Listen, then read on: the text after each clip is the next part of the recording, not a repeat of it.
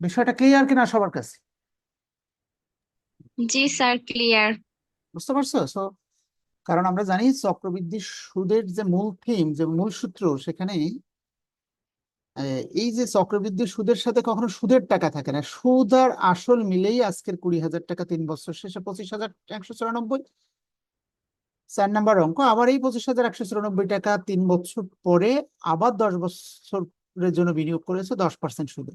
তাহলে এই টাকাটা সুদ আসল মিলে মোট টাকা 65,346।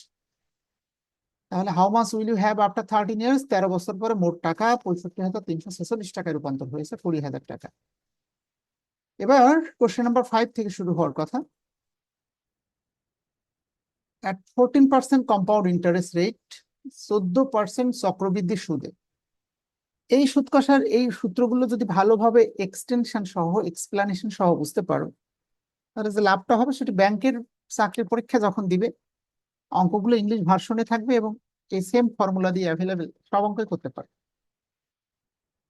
14% কম্পাউন্ড ইন্টারেস্ট রেট, সুদের হার 14%, কিন্তু চক্রবৃদ্ধি সুদ। After how many years? কত বছর পরে? অ্যান ইনিশিয়াল ডিপোজিট অফ টাকা 5,000, আজকের বিনিয়োগকৃত 5,000 টাকা। ইনিশিয়াল ডিপোজিট মানে শুরুতে বিনিয়োগকৃত, মানে আজকে 5,000 টাকা উইল গ্রো টু, রূপান্তর হবে 9,000 টাকা। ই পেমেন্ট কোয়ার্টারলি, কোয়ার্টারলি মানে যদি 3 মাস পর পর ব্যাংক আমাদেরকে সুদ দেয়, তাহলে 5,000 টাকা 9,000 টাকায় রূপান্তর হবে কত বছর পরে? কি কি দেওয়া আছে দেখো।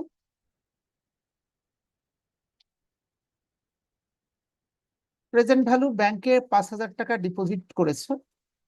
ফিউচার ভ্যালু, টাকাটা ভবিষ্যতে 5,000 টাকা 9,000 টাকায় রূপান্তর হয়ে গেল। রেট অফ ইন্টারেস্ট, সুদের হার 14%, মানে 14 পয়সা, আগেই বলেছি। পার্সেন্টেজকে ডেসিমেলে প্রকাশ করে নিতে হবে।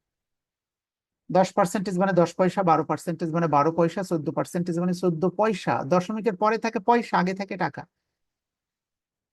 এরপরে লেখা আছে আফটার হাউ মেনি ইয়ার্স, কত বছর শেষে। নাম্বার অফ ইয়ার, এন এর মানটা জানতে চাওয়া হয়েছে।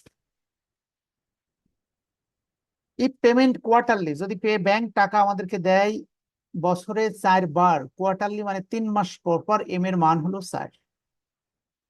যদি কোনো অঙ্কে এম থাকে তাহলে সূত্রের এক্সটেনশন এন এর সাথে এম গুণ হবে, আর এর সাথে এম ভাগ হবে। যেখানে আর সেখানে এমটা ভাগ হয়, যেখানে এন সেখানে এমটা গুণ হয়, এন এর সাথে এম গুণ হয়। এবার দেখো ফিউচার ভ্যালু দেওয়া আছে 9,000 টাকা, লিখলাম। Present value 5,000। 1 প্লাস সুদের হার 14 পয়সা, মানে 14%। এম এর মান 4। 14কে 4 দিয়ে ভাগ করে কত হয় বলো? এনটা আমাদের কাছে জানতে চাওয়া হয়েছে, এন এর মান আমরা জানি না, কিন্তু এম এর মান জানি 4।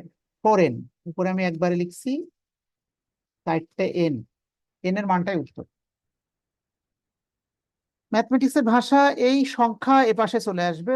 9,000-এর নিচে যদি 5,000 আসে, 9,000কে 5,000 দিয়ে ভাগ করলে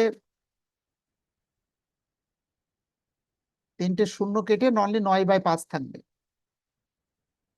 14 পয়সাকে 4 দিয়ে ভাগ করে কত হয় একজন একটু বলো। আপনাকে আমি করে দিচ্ছি, দেখো।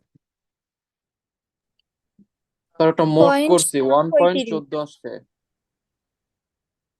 1.14 না, 14 পয়সাকে 4 দিয়ে ভাগ করবে না?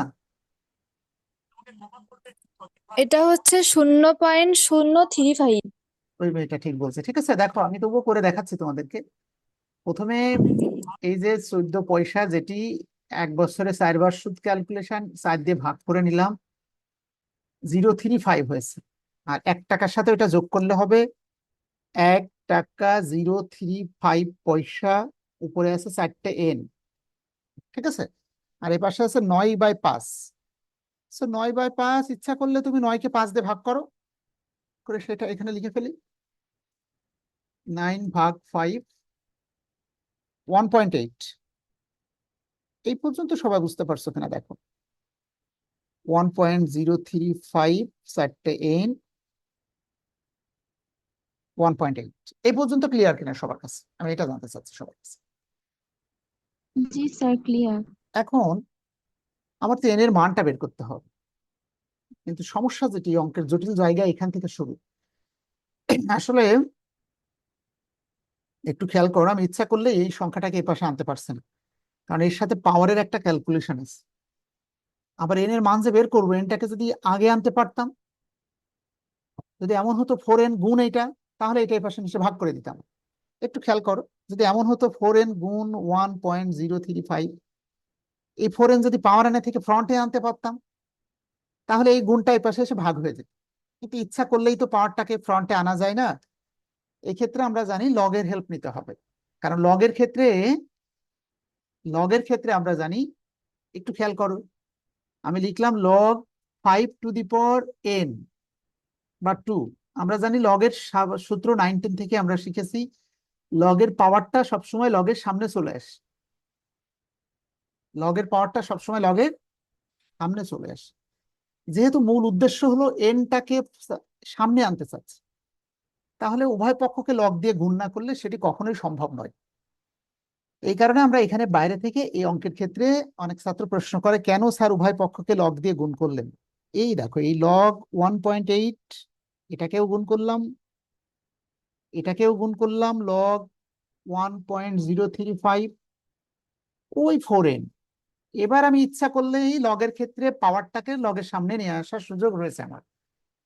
সো আমি একবারে ক্যালকুলেশন করে দেখাতে পারি, আবার তোমরা যদি বলো স্যার আর এক লাইন করে দেখান, লগ 1.8 রাখলাম সমান সমান এই পাওয়ারটা লগের সামনে চলে আসবে, 4n লগ 1.035। এই পর্যন্ত সবাই বুঝতে পারছো কিনা? যদি কোনো ছাত্র আমাকে প্রশ্ন করে, স্যার কেন লগের ধার নিলেন, উভয় পক্ষকে লগ দিয়ে গুণ করলেন, উদ্দেশ্য একটাই, পাওয়ারটাকে সামনে আনা। উদ্দেশ্য একটাই, লগের সামনে পাওয়ারটাকে, এই সংখ্যার সামনে পাওয়ারটাকে আনতে চাচ্ছি, না হলে এটাকে এপাশে এনে ভাগ করতে পারছিলাম না। এবার তোমরা যেটি করবে, সাইন্টিফিক ক্যালকুলেটারের হেল্প নিবে। লগ 1.8 এ গুণ করলে মানটা কত হয় দেখো, এই দেখো, আগে লিখবো 1.8, লিখলাম, জাস্ট লগে ক্লিক করো, করলে একটা মান আমরা পেয়ে গেছিলাম 0.025। যদিও দশমিকের পরে স্ট্যান্ডার্ড ডিজিট হলো 3টা, কিন্তু পরামর্শ দিচ্ছি তোমাদেরকে পরীক্ষার হলে নিখুঁত উত্তর পাওয়ার জন্য 5টা ডিজিট তোমরা লিখবে। 0.25527, 5টা ডিজিট আমি লিখলাম। 4n গুণ, এটারও মান বের করি কত হয়, এই যে 1.035 এর লগ করতে হবে, আগে লিখতে হবে 1. সাইন্টিফিক ক্যালকুলেটারে 035, জাস্ট লগে ক্লিক করো, তাহলে একটা মান পেয়ে যাচ্ছে দেখো, 0.01494। 5টা ডিজিট আমি লিখলাম, এই হলো অঙ্ক, শেষ হয়ে গেল। জাস্ট এই গুণটা এবার এই পাশে নিয়ে এসে ভাগ করে দিই। একটু ক্রিটিক্যাল ক্যালকুলেশন, কিন্তু কিন্তু অঙ্কটা পড়েছে ম্যানেজমেন্টেই 2022 সালে। হ্যাঁ হ্যাঁ, সো অ্যাভয়েড করা যাচ্ছে না। আশা করি তোমরা হোয়াইট বোর্ড দেখতে পাচ্ছ, আমি ইচ্ছা করলে বোর্ডটাকে আরো বড় করে নিতে পারি। এবার তোমরা একটু ক্যালকুলেশনটা দেখো, আমি এইটার নিচে নিয়ে এসে এটা ভাগ করে দিতে চাচ্ছি সাইন্টিফিক ক্যালকুলেটর। এইটার নিচে নিয়ে এসে, এটা এই গুণ এ পাশে আসলে ভাগ হয় তোমরা জানো, ভাগ করে আমি একবারে লিখতে চাচ্ছি, তোমাদের যদি আপত্তি না থাকে।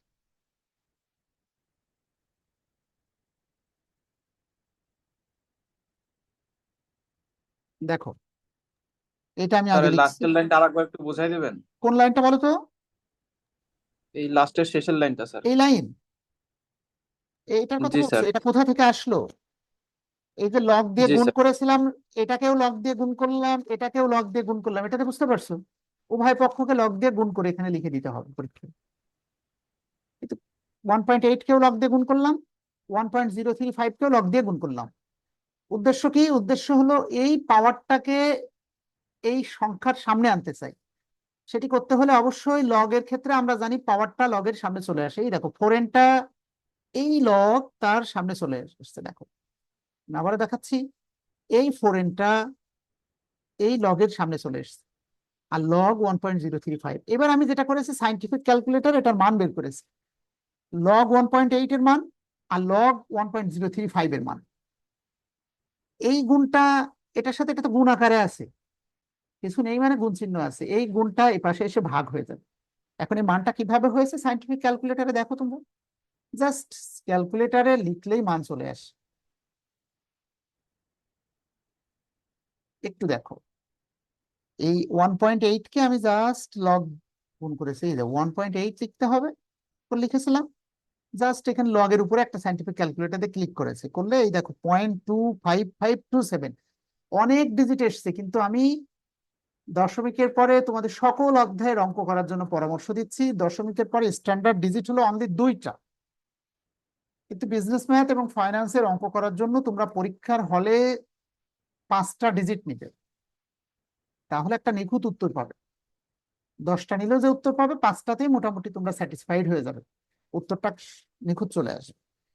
4n গুণ এইটাও লগে 1.035 এর লগ করেছি, করে এই মানটা হয়েছে। এই মান এর নিচে নিয়ে এসে ভাগ করে দিচ্ছি, দেখো এই দেখো সব মুছে দিলাম, এই যে মান লিখছি দেখো 0.25527, ওটাকে ভাগ করছি, দেখো এই যে 0.01494 ভাগ করে দিলাম, একটা মান পেয়েছি। দেখো এটাকে এটা দিয়ে ভাগ করলে আমি পেয়েছি 17.08634। 5টা ডিজিট লিখলাম, সমান সমান এ পাশে আসে 4টা এন আছে।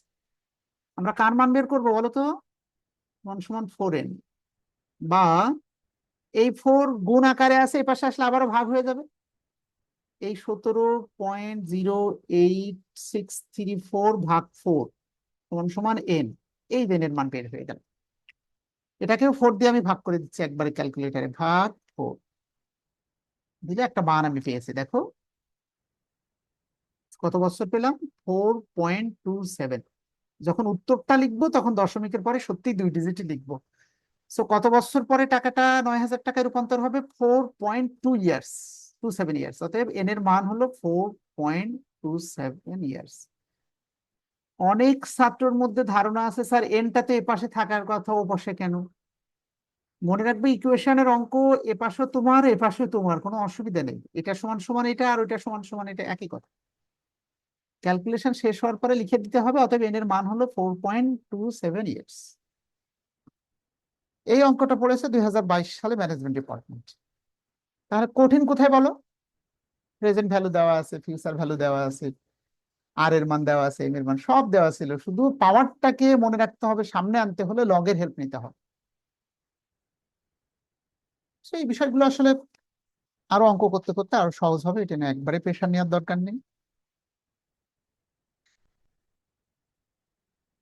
আচ্ছা, করতে থাকে যত পর্যন্ত করা যায়। তোমাদের অনেক বন্ধুরা নাই, 6, 7 পর্যন্ত করি দেখি। দেখো কিছু অঙ্ক আছে তোমাদের বইও করে দেওয়া নেই দেখবে, আর দেওয়া থাকলে এত কঠিন করা আছে যা তোমাদের বুঝতে কষ্ট হবে। আমি সবগুলো করে দিলে একটু সহজ মনে হবে ইনশাআল্লাহ। 6 নাম্বারটা একটু পড়ে শোনাও দেখি একজন আমাকে, প্রশ্ন নাম্বার 6।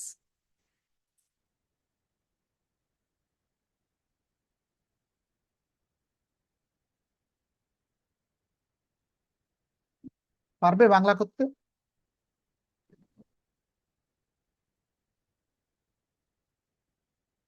কানিস ফাতেমা পড়তেছে, আছে পড়ো। স্যার বাংলাও করা লাগবে নাকি শুধু ইংলিশ পড়বো?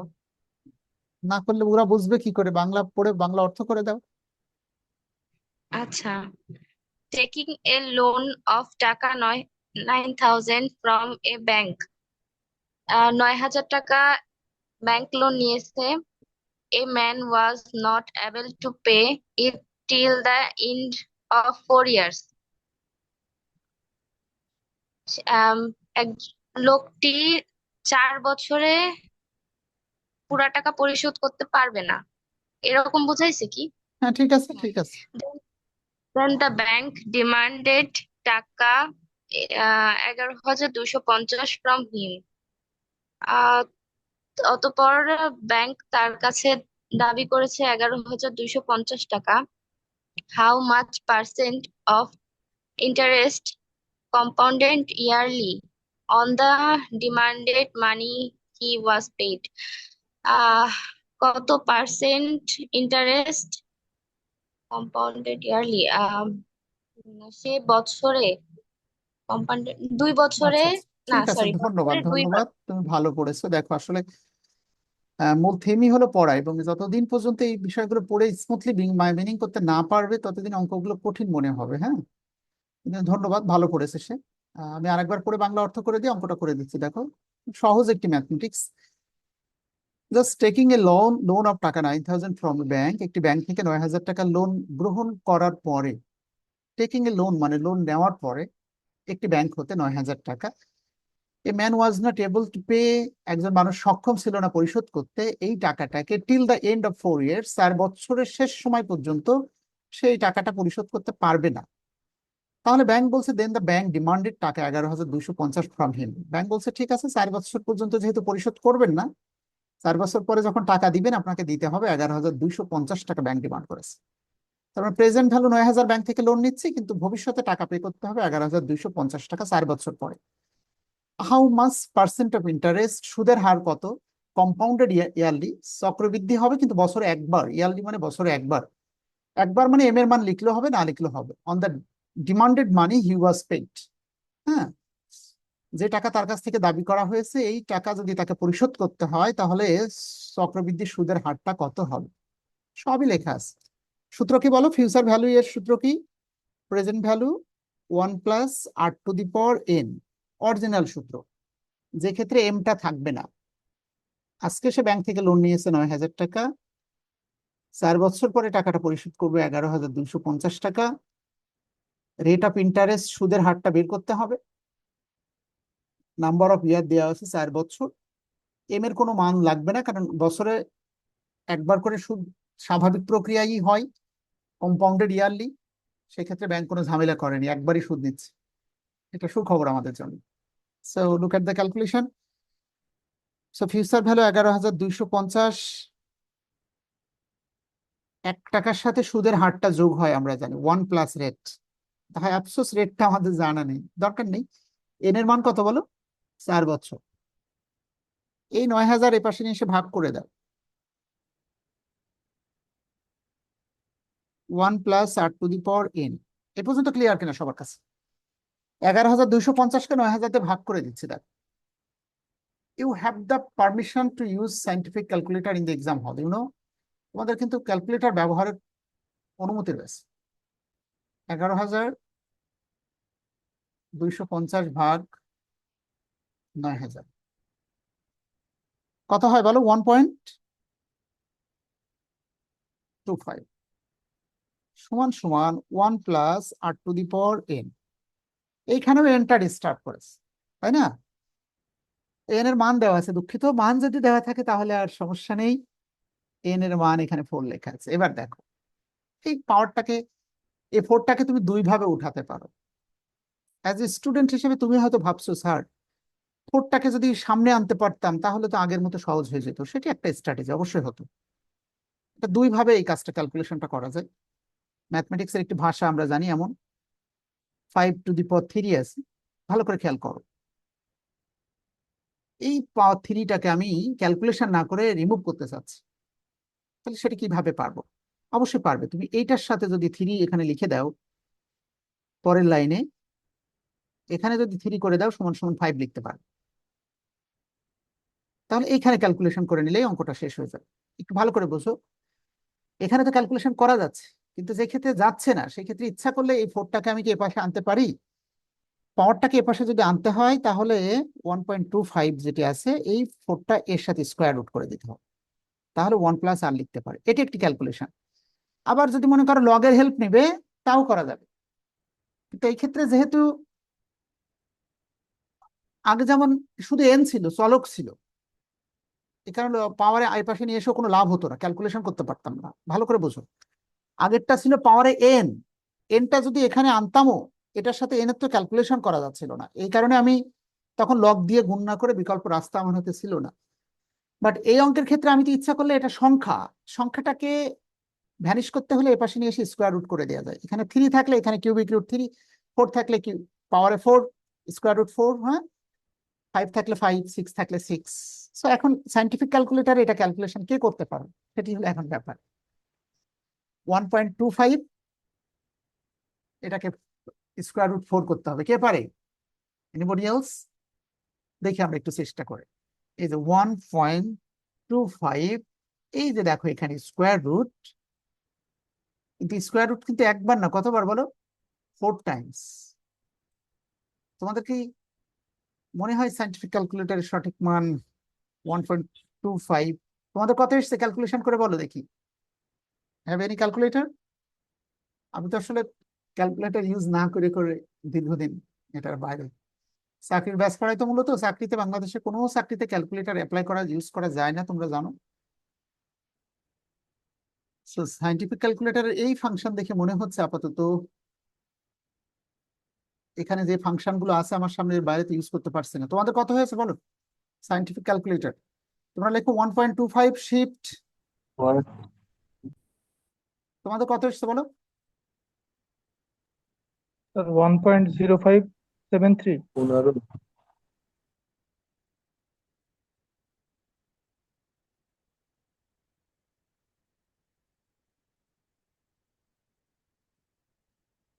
আচ্ছা আচ্ছা, আমি আরো সহজ করে দিচ্ছি, তোমাদের কষ্ট পাওয়ার কিচ্ছু নেই। দেখো তোমরা এটি জানো যে শুধু স্কোয়ার যদি থাকে এটার অর্থ হলো পাওয়ার হাফ।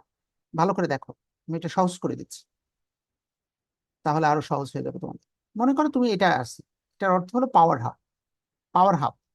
কিন্তু এর ভিতরে যদি 3 থাকে এটার অর্থ হলো পাওয়ার 1/3। এর ভিতরে যদি 4 থাকে এটার অর্থ হলো পাওয়ার 1/4। তাহলে 1.25 এটাকে আমি যদি 1/4 করি তাও হয়ে যাচ্ছে। দেখি কত আসে 1.25 to the power 1/4। 1.25 to the power 1/4। Sorry, একটু ফার্স্ট ব্র্যাকেট দিয়ে নিচ্ছি। ফার্স্ট ব্র্যাকেট 1/4, একবার নিখুঁত উত্তর পাওয়ার জন্য, হ্যাঁ, যেহেতু 1/4। 1.057 কত এসছে তোমাদের বলো? একটা ছেলে বলেছে আমাকে 1.0573, ঠিক আছে না? তোমার সাইন্টিফিক ক্যালকুলেটর রায়হান বলেছে 1.0573। আমি একটু স্বাভাবিক ক্যালকুলেশন জেনারেল ম্যাথের মতো করে করে নিলাম, +1 + r। জাস্ট এই ওয়ানটা এর সাথে নিচে বিয়োগ করে দিলে উত্তর শেষ হয়ে যাচ্ছে। আমি আবারও বলছি, যে কোনো পাওয়ার যদি সংখ্যা থাকে, 4 কে ভ্যানিশ করতে হলে এপাশে 4 আনতে হবে, 5 কে ভ্যানিশ করতে হলে এপাশে 5। এখন মনে হলো এই সাইন্টিফিক ক্যালকুলেটর এটা অ্যাপ্লাই করতে পারছো না, তখন এই যে জেনারেল ম্যাথমেটিক্সের একটু ফাংশন দেখায়, এটা আমি সূচক এবং লগের ছাত্রদের শেখাই। শুধু স্কোয়ার রুট, এটার অর্থ হলো পাওয়ার হাফ। এর ভিতরে একটি 3 আছে, এটার অর্থ হলো পাওয়ার 1/3। এর ভিতরে একটি 4 আছে, এটার অর্থ হলো 1/4। তার মানে 5 একে 4 বার গুণ হবে। তাহলে যখন 4 আসবে তখন 1.25 4 বার ক্যালকুলেশন হবে 1/4। আমি স্বাভাবিক নিয়মে করেছিলাম, এই দেখো 1.25 এটাকে 1/4, মানে একে 4 বার করে আমার এটা এসছে। আবার সাইন্টিফিক ক্যালকুলেটরে তোমরা শিফট ক্লিক করে একবারে বের করতে পারবে। এই +1 এর পাশে আসলে মাইনাস হয়ে যাবে। বলো এবার উত্তর কত হয়েছে রাহান? এর সাথে 1 টাকা বিয়োগ করে দিলে 0.0573, নাকি 7 সমান সমান আর, কারণ প্লাস এ পাশে আসলে মাইনাস হয়। তাহলে এটাকে 100 দিয়ে গুণ করে একটা পার্সেন্টেজ তুমি পেয়ে যাচ্ছ, অর্থাৎ 0.0537 যদি 5টা ডিজিট রাখো, এটার সাথে জাস্ট গুণ 100, 5.73%। সুদের হার কত? রেট হয়েছে 5.73। উত্তর যখন লিখবে দশমিকের পরে স্ট্যান্ডার্ড ডিজিট কয়টা বলো সবাই? কি শেখাচ্ছি তোমাদের? দশমিকের পরে স্ট্যান্ডার্ড ডিজিট কয়টা? স্ট্যান্ডার্ড ডিজিট 2টা, দুইটা কিন্তু 5টা দিয়ে অঙ্ক করলে ভালো করবে, হয়। এবং উত্তরের লেখা শেষ সময় আবার উত্তর লেখার সময় কয়টা লিখবে? ফাইনালি ক্যালকুলেশন করে 2টাই লিখবে। আমি বোঝাতে পারছি? জি স্যার। সব সময় 5টা নিয়ে নিয়েই নিখুঁত উত্তরে যখন বের করবে তখন উত্তর লেখার সময় 2টা লিখবে। সো রেট অফ ইন্টারেস্ট বা সুদের হার 5.73%। তাহলে অনেক কিছুই কিন্তু শিখছো, ছোট ছোট অনেক বিষয় কিন্তু নতুন করে তোমরা শিখলে। এর কথা কিন্তু মানতে হবে, পাওয়ারের এই ক্যালকুলেশন করা, লগের হেল্প কখন নিতে হচ্ছে। আসলে আরো সহজ করে যদি বলি, তাহলে নাম্বার অফ ইয়ার যখন বছর বের করতে বলা হবে তখন লগ নিয়ে আসতে হবে।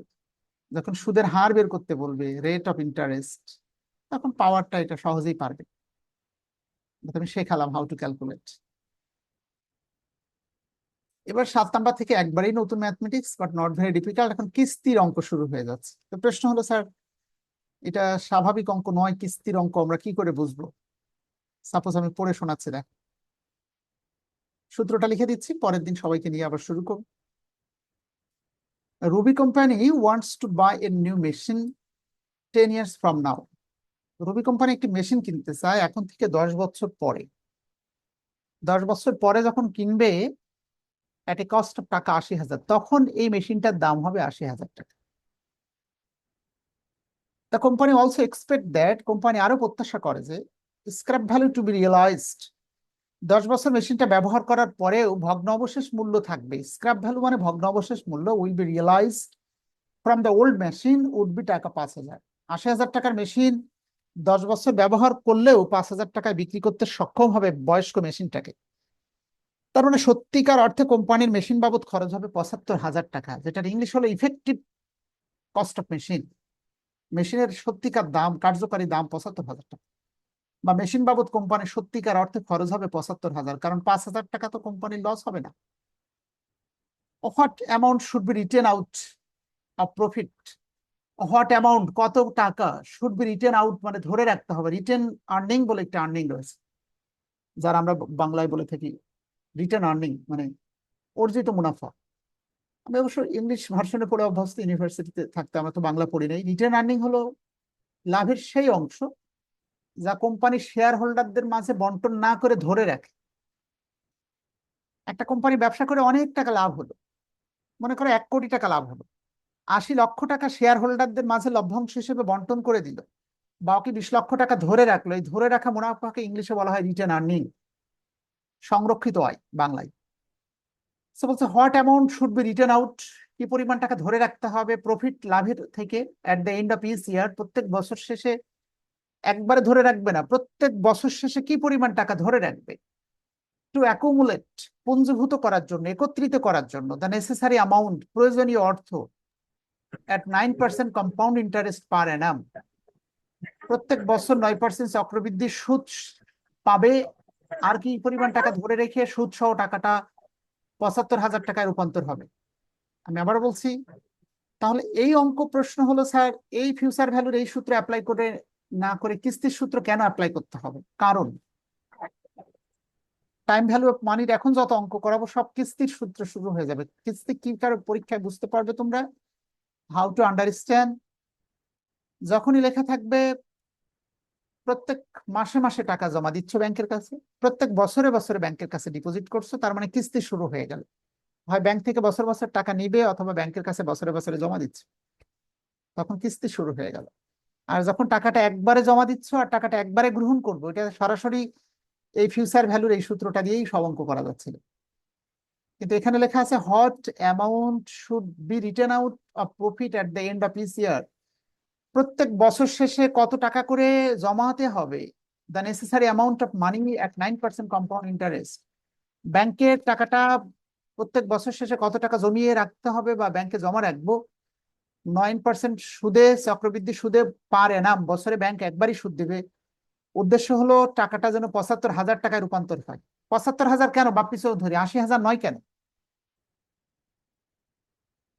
এমন একটি প্রশ্ন আমরা একটা বিকল্প অঙ্ক এখানে কম্পোজ করেছি, দেখো একই নিয়মের অঙ্ক, এটা আমি করে দিব, তোমরা আমাকে করে দেখাবে। এই অঙ্কটা বাংলাদেশের বই থেকে নেওয়া না, স্টেট ব্যাংক অফ ইন্ডিয়ার একটি কোশ্চেন, যেটা চাকরিতে পড়েছে, একই নিয়মের অঙ্ক। এই অঙ্কটা সলিউশন করতে যে আমরা এই অঙ্কটা সাহায্য নিয়েছি। Same mathematics, effective cost of মেশিনের করতে হবে আমাদেরকে এখানে।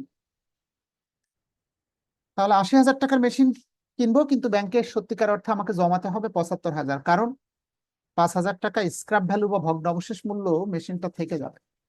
সো কিস্তির অঙ্কের জন্য আমি দুটো সূত্র লিখে দিচ্ছি, পরের দিন আবার সূত্র লিখে আমরা অঙ্ক শুরু করব। মনে রাখতে হবে কিস্তির ক্ষেত্রে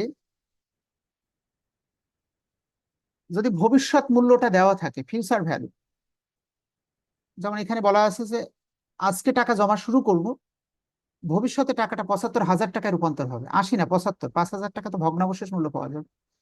ফিউচার ভ্যালু যদি দেওয়া থাকে, কিস্তির 1 নম্বর সূত্র অ্যাপ্লাই করব। 1 নম্বর সূত্রটা কি, এ বাই আর। এ মানে অ্যানুয়াল ইনস্টলমেন্ট, বাৎসরিক কিস্তি কত টাকা এখন থেকে ব্যাংকে জমা রাখবো। আর এখানে বলা আছে ব্যাংক লাভের টাকা থেকে কি পরিমাণ টাকা ধরে রেখে জমা রাখবে ব্যাংকে।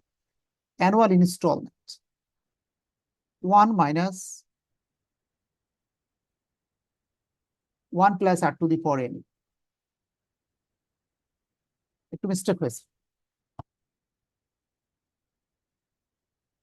1 plus r to the power n minus 1, এই হলো। যদি ফিউচার ভ্যালুর ক্ষেত্রে, আমি আবার বলছি, এটা কিস্তির সূত্র, কনফিউজড হবে না, সূত্রের এক্সটেনশন আগে বুঝতে যাবে না, আগে রিয়েল ফর্মুলা বুঝবে।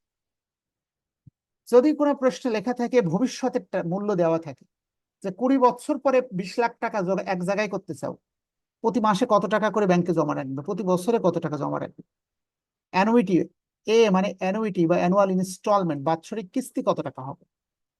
কিন্তু যদি কোনো প্রশ্নে এমন বলা হয়, আজকে আমি ব্যাংকে 20,000 টাকা জমা দিব, ব্যাংকে 20,000 টাকা জমা দিব, 10 বছর পরে ব্যাংক আমাকে বা একটা ইন্স্যুরেন্স কোম্পানিতে আমি আজকে 20,000 টাকা জমা দিব, 10 বছর পরে ইন্স্যুরেন্স কোম্পানি আমাকে কি পরিমাণ সুদ সহ কিস্তি ফেরত দিবে।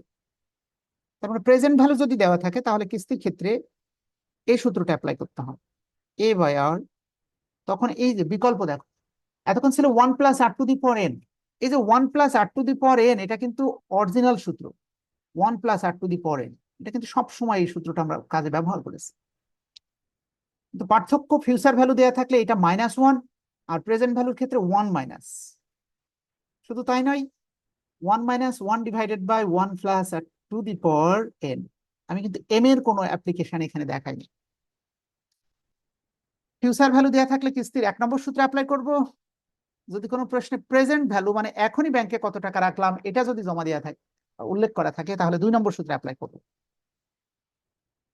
আমি কিন্তু অঙ্কের কোথাও এম এর কথা প্রয়োগ করি না। এমটা কখন আসবে? যদি প্রশ্নে লেখা থাকে কম্পাউন্ডেড হবে বছরে 2 বার, তাহলে এম এর মান হবে 2। যদি কোয়ার্টারলি লেখা থাকে এম এর মান হবে 3। বাপ্পি চৌধুরী বলো, এমটা সূত্রের কোথায় কোথায় অ্যাপ্লাই হবে? এম কার সাথে সম্পর্কযুক্ত? কার্যকারী সুদের হার বের করতে হলে, কার্যকারী সুদের হার মানে সুদের হারের সাথে ভাগ হবে, যেখানে আর আছে সেখানে এম ভাগ, যেখানে এন আছে তার সাথে এমটা গুণ হবে। তাহলে এম যদি কোনো অঙ্কে থাকে এই সূত্রটা এটাই থাকবে, এই আর এর সাথে এম ভাগ হবে, এই আর এর সাথে ভাগ হবে, এন এর সাথে গুণ হবে, আর এর সাথে ভাগ, আর এর সাথে ভাগ, এন এর সাথে গুণ। যদি এম প্রশ্নে থাকে, আর না থাকলে আর এটার দরকার হবে না। সূত্র দুটো লিখে দিলাম, বাসায় স্টাডি করে আসবে। এটাই অরিজিনাল ফর্মুলা কিস্তির অঙ্কের সূত্র। ফিউচার ভ্যালু থাকলে এটা, প্রেজেন্ট ভ্যালু থাকলে এটা। অনেক ছাত্র আগেই ভাবনা শুরু করে দেয় এম কোথায় হবে, এম নিয়ে আগে ভাবার বিষয় তোমার না। এমনকি কিস্তি বছরের শুরুতে দিচ্ছ নাকি শেষে দিচ্ছ সেটিও এখন ভাবার বিষয় না, এটা হলো অরিজিনাল ফর্মুলা। এটা এক্সটেনশনটা আমি পরের ক্লাসে শুরুতে দেখাবো আশা করছি। তো আজকে আর কন্টিনিউ করবো না, তোমাদের অনেক বন্ধুরা নাই, 40 জনের মধ্যে অনলি 10 জন প্রেজেন্ট ছিল। তো আমরা পরের দিন এখান থেকে শুরু করবো।